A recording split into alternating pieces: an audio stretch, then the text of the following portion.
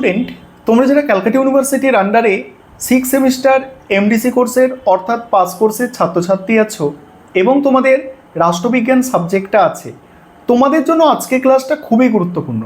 আজকে ক্লাসে তোমাদের 6 সেমিস্টার রাষ্ট্রবিজ্ঞান এমডিসি কোর্সে যে দুটি পেপার পড়তে হবে, এই দুটি পেপারের 100% কমনযোগ্য সাজেশন নিয়ে আলোচনা করব। তবে প্রত্যেককে দুটো পেপার পড়তে হবে না, কাদের দুটো পেপার পড়তে হবে, কাদের একটা পেপার পড়তে হবে, এটা আগেও বলেছি, এখন আরেকবার বুঝে নাও। এর আগের সেমিস্টার অর্থাৎ 5 নম্বর সেমিস্টার 5th সেমিস্টারে যারা পলিটিক্যাল সায়েন্সের দুটো পেপার পড়েছিলে এর আগের সেমিস্টারে, তাদের কেবলমাত্র একটা পেপার পড়তে হবে, সেটা হচ্ছে CC8 পেপার। CC8 পেপারের নাম হচ্ছে কম্পারেটিভ গভর্নমেন্ট অ্যান্ড পলিটিক্স, অর্থাৎ তুলনামূলক সরকার এবং রাজনীতি। এটা কাদের পড়তে হচ্ছে? যারা আগের সেমিস্টারে দুটো পেপার পড়ে এসেছিলে, তোমাদের এখানে এসে CC8 পেপার একটা পেপার পড়তে হচ্ছে। এবং এর আগের সেমিস্টারে 5ম সেমিস্টারে তোমরা যারা একটা পেপার পড়েছিল, এখন তোমাদের একটু বেশি পড়তে হবে, দুটো পেপার পড়তে হবে। প্রথমে হচ্ছে CC7, যেটা হচ্ছে ওয়েস্টার্ন পলিটিক্যাল থট 1 অর্থাৎ পশ্চিমী রাষ্ট্রচিন্তা 1, এবং দ্বিতীয়টা ওই কম্পারেটিভ পলিটিক্স মানে কম্পারেটিভ গভর্নমেন্ট অ্যান্ড পলিটিক্স। এই দুটো পেপার তোমাদের পড়তে হচ্ছে।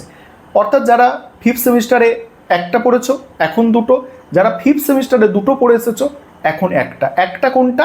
CC8টা। CC8 প্রত্যেকের জন্য কম্পালসারি। আশা করি বিষয়টা তোমরা বুঝতে পেরেছো। এবারে আমি স্ক্রিন রেকর্ডের মাধ্যমে তোমাদের সম্পূর্ণ সাজেশন আলোচনা করছি দুটো পেপারে, তোমরা দেখে নাও।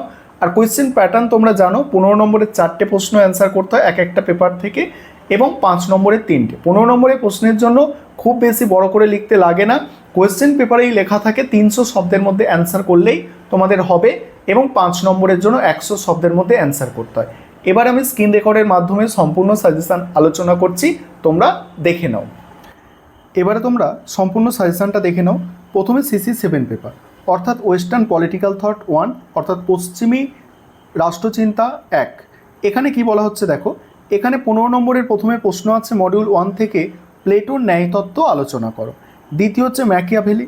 ম্যাকিয়াভেলি থেকে একটা প্রশ্ন তোমরা অবশ্যই কমন পাবে। ম্যাকিয়াভেলি থেকে এইভাবে ঘুরিয়ে ফিরিয়ে প্রশ্নগুলো আসবে যে ম্যাকিয়াভেলির অবদান, ম্যাকিয়াভেলিকে কি আধুনিক রাষ্ট্রবিজ্ঞানের জনক বলা যায়, ম্যাকিয়াভেলিকে কি নবজাগরণের সন্তান বলা যায়, এইভাবে ঘুরিয়ে ফিরিয়ে প্রশ্ন আসবে। তবে ম্যাকিয়াভেলি থেকে প্রশ্ন অবশ্যই পাচ্ছ তোমরা পরীক্ষায়। পরের প্রশ্ন, অ্যারিস্টটলের সংবিধানের শ্রেণীবিন্যাস সম্পর্কে আলোচনা করো। তারপরে মধ্যযুগের রাজনৈতিক চিন্তার প্রধান বৈশিষ্ট্যগুলি বর্ণনা করো। মধ্যযুগের রাজনৈতিক চিন্তার প্রধান বৈশিষ্ট্য। তারপরে রোমান আইন ও নাগরিকত্বের তত্ত্ব আলোচনা করো। নেক্সট হচ্ছে অ্যারিস্টটলের রাষ্ট্রতত্ত্ব আলোচনা করো এবং আধুনিক রাষ্ট্রতত্ত্বে এর তাৎপর্য ব্যাখ্যা করো।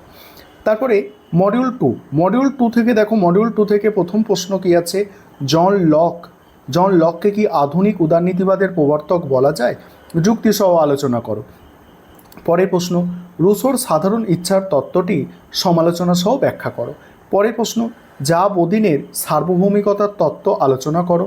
নেক্সট আছে টমাস হবসের সার্বভৌমিকতা ও রাষ্ট্রের প্রকৃতি সংক্রান্ত ধারণাটি আলোচনা করো। পরের প্রশ্ন দেখো, পরের প্রশ্ন আছে স্বাধীনতা সম্পর্কে রুসোর চিন্তা আলোচনা করো।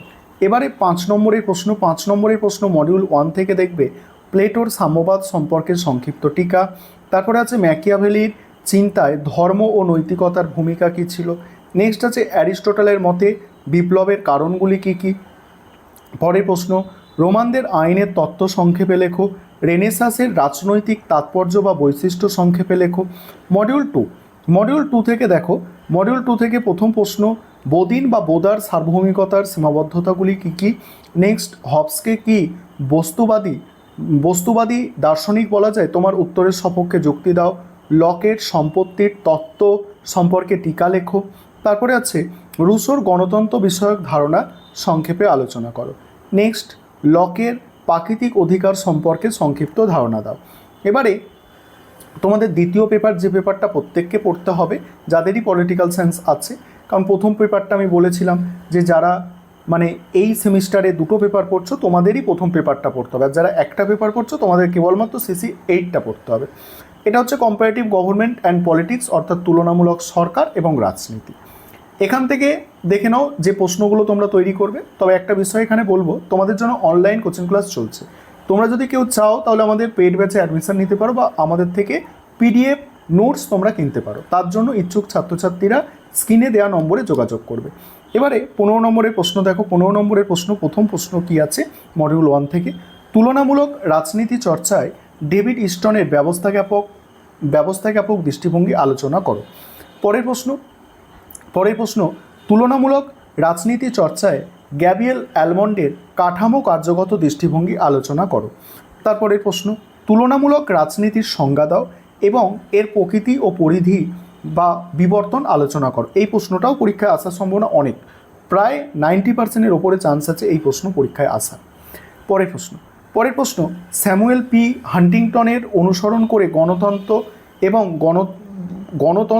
গণতন্ত্রায়নের সম্পর্ক আলোচনা করো। পরের প্রশ্ন নয়া প্রাতিষ্ঠানিকতাবাদ বলতে কী বোঝো? সাবেকি ও নয়া প্রাতিষ্ঠানিকতাবাদের মূল বৈশিষ্ট্য ও পার্থক্য। নেক্সট আছে তুলনামূলক রাজনীতি পাঠে রাজনৈতিক অর্থনৈতিক দৃষ্টিভঙ্গির উদ্ভব ও মূল বৈশিষ্ট্য আলোচনা করো। তারপরে তুলনামূলক সরকার তুলনামূলক রাজনীতির মধ্যে পার্থক্য। মডিউল 2 থেকে দেখো, মডিউল 2 থেকে প্রথম প্রশ্ন যেটা আছে, মার্কিন যুক্তরাষ্ট্র ফ্রান্সের রাষ্ট্রপতির ক্ষমতা পদমর্যাদার একটি তুলনামূলক আলোচনা। পরের প্রশ্ন ব্রিটেন ও মার্কিন যুক্তরাষ্ট্রের কমিটি ব্যবস্থার একটি তুলনামূলক আলোচনা। নেক্সট আছে মার্কিন যুক্তরাষ্ট্রের যুক্তরাষ্ট্রীয় ব্যবস্থার মূল বৈশিষ্ট্যগুলি আলোচনা করো, একে কি আদর্শ যুক্তরাষ্ট্র বলা যায়? পরের প্রশ্ন মার্কিন যুক্তরাষ্ট্রে রাষ্ট্রপতির সঙ্গে গণপ্রজাতন্ত্রী চীনের রাষ্ট্রপতির ক্ষমতা ও কার্যাবলীর তুলনা করো। তারপরে আছে ব্রিটেন ও ফ্রান্সের আইনসভার গঠন ও কার্যাবলীর একটি তুলনামূলক আলোচনা। তারপরে ব্রিটিশ কমন সভা ও মার্কিন যুক্তরাষ্ট্রের জনপ্রতিনিধি সভার অধ্যক্ষ বা স্পিকারের ক্ষমতা কার্যাবলীর তুলনা করো। নেক্সট হচ্ছে রাশিয়ার যুক্তরাষ্ট্রীয় ব্যবস্থার প্রকৃতি ও বৈশিষ্ট্যগুলি আলোচনা করো। এবার 5 নম্বরের প্রশ্ন মডিউল 1 থেকে আছে। প্রথম প্রশ্ন তুলনামূলক রাজনীতি পাঠে প্রাতিষ্ঠানিক দৃষ্টিভঙ্গির প্রধান বৈশিষ্ট্যগুলি সংক্ষেপে লেখো। তারপরে দেখো কর্তৃত্ববাদী শাসন ব্যবস্থা বলতে কী বোঝো, এর বৈশিষ্ট্যগুলি লেখো।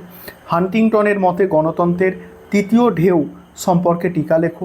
নেক্সট আছে তুলনামূলক রাজনীতি চর্চায় সাংস্কৃতিক দৃষ্টিভঙ্গি সম্পর্কে একটি টিকা লেখো। নেক্সট মার্ক্সীয় রাজনৈতিক অর্থনীতি সম্পর্কে সংক্ষেপে লেখো। ইউরোকেন্দ্রিকতা কি তুলনামূলক রাজনীতির সীমাবদ্ধতা হিসাবে। তারপরে মডিউল 2 থেকে দেখো এককেন্দ্রিক শাসন ব্যবস্থা বলতে কী বোঝো। পরের প্রশ্ন আছে দেখো মার্কিন সিনেটকে পৃথিবীর মধ্যে সর্বাপেক্ষা শক্তিশালী দ্বিতীয় কক্ষ কেন বলা হয়, এটাও খুব গুরুত্বপূর্ণ প্রশ্ন। তারপরে রাশিয়ার সংবিধানে যুক্তরাষ্ট্রীয় বৈশিষ্ট্যগুলি আলোচনা করো। গণপ্রজাতন্ত্রী চীনের রাষ্ট্রপতি নির্বাচন পদ্ধতি ও কার্যকাল সম্পর্কে টিকা লেখো। ফ্রান্সের পঞ্চম প্রজাতন্ত্রের সংবিধানের বৈশিষ্ট্যগুলি লেখো। নেক্সট আছে ব্রিটেনের ক্যাবিনেট ও মার্কিন যুক্তরাষ্ট্রের ক্যাবিনেটের মধ্যে পার্থক্য লেখো। নেক্সট মার্কিন সুপ্রিম কোর্টের বিচার বিভাগীয় পর্যালোচনা সম্পর্কে সংক্ষিপ্ত টিকা লেখো। এই হচ্ছে তোমাদের কমপ্লিট সাজেশন।